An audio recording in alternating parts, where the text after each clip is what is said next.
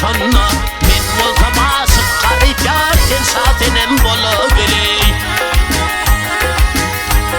ah şemine yarın ismi kepile lama gelli min bilincim okuydum aynı kelama gelli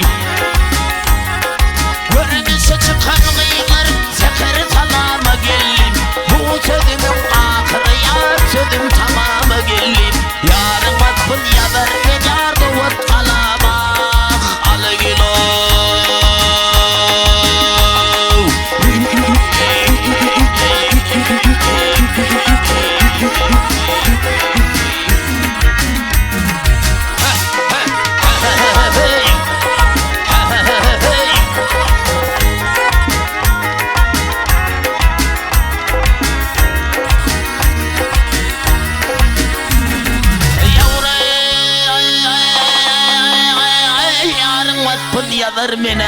yazar mene, düzer mene, yazar mene, düzer mene.